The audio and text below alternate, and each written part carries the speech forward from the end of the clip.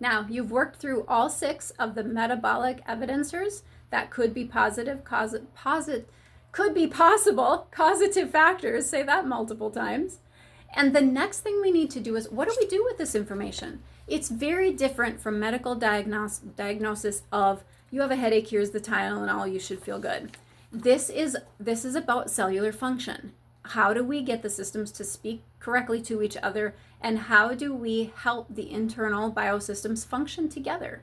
And so what I like to do is, I have written down kind of what are my top interventions that I like to use, that I have in our office, and then I train our teams on those. So for inflammation, for example, and you're going to be different for your office because you might be using different companies than what I use.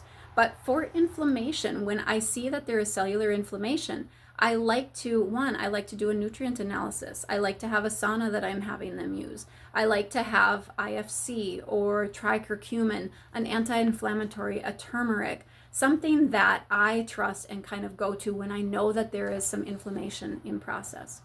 For the metabolic disruptor, I'm always working with enzymes, digestive enzymes. I'm always talking to them about mindful eating and the value of chewing and swallowing before we're just scarfing our food down. I'm talking to them about glutathione or apple cider vinegar or digestive bitters or proteolytic enzymes, or how am I going to help increase their digestion?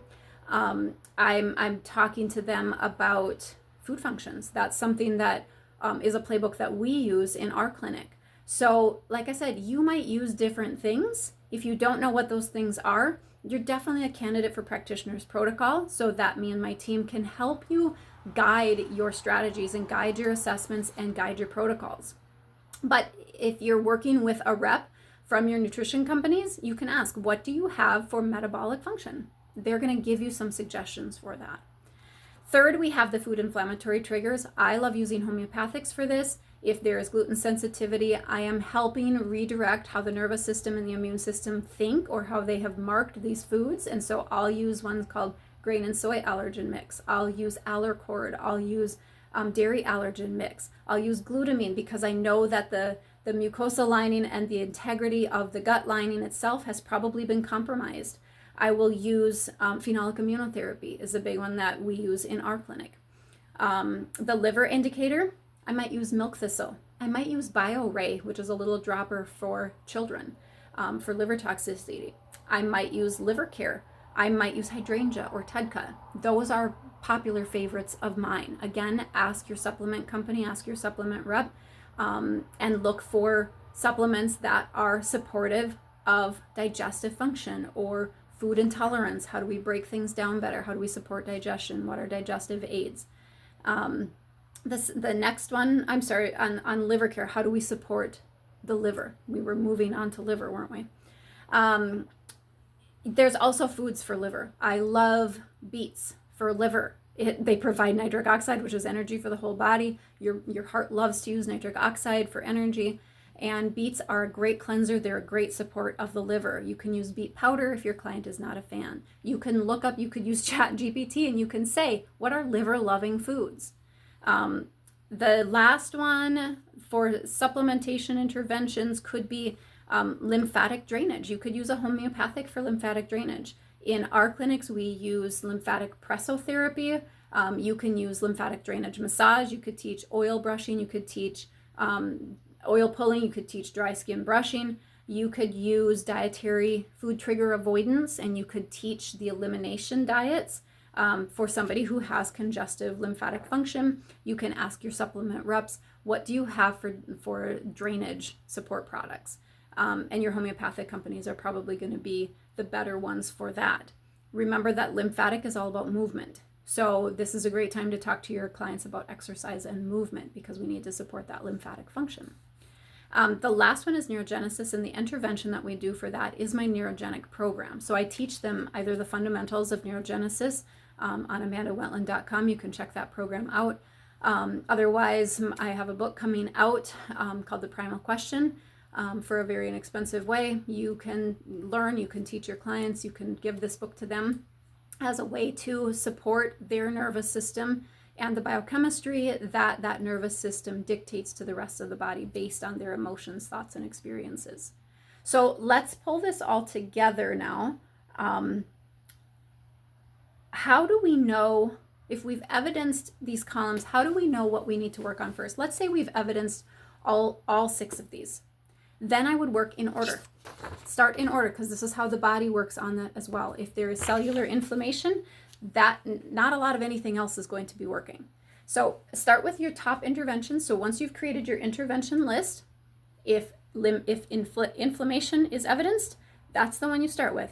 Pick 1 or 2 of your go-to products that are going to work with that client, or support therapies, whatever you're going to use, that are going to work with that client. You've assessed against their medications, you've checked for interactions. Pick 1 or 2 from that column. Then go on to the second one. If you have evidence that there is metabolic dysfunction, again, you're going to pick 1 or 2 of the interventions that you have chosen and listed out for yourself. If you go to the third one, let's say you didn't evidence anything with food inflammatory trigger, you're just going to avoid that column and go to the next one. If you did get to the section number 3 and it's food inflammatory trigger, and that is also evidenced, and you've said yes to all 3 of those top ones, you're done at that point. You've pulled in an intervention from all of the top 3. You can't get to all of them at one time. That's overwhelming for the body. So you're going to stop at that point with the inflammation, with metabolic dysfunction, and with food inflammatory triggers. You're going to have them run your interventions, have them do the protocol that you create, and then you're going to have them come back in a month. At that point, you're going to reassess using your assessment system, or you're going to use our metabolic symptom tracker, and you're going to look over the weeks that they have been apart from you, and you're going to see where have the sections reduced, where have the symptoms reduced, and which ones are still standing out. To the ones that are still standing out, now you can turn to that chapter in the protocol section and help pick some of the interventions that are more specific to that particular symptom to help bring function back to that system.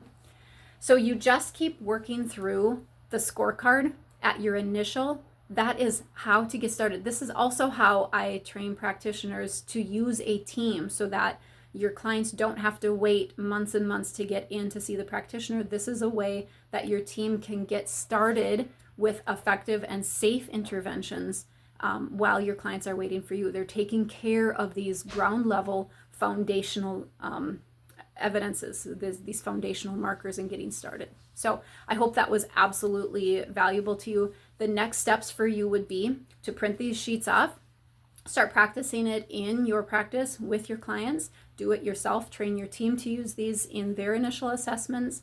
If you need to know more about this, go to amandawentland.com and check out the Practitioners Protocol small groups. It's an inexpensive group. It's a way for you to really hone in specifically for what you need for your practice. So I will see you in future classes, future online webinars. Feel free to check out amandawentland.com anytime and see me on the socials. Thanks for joining.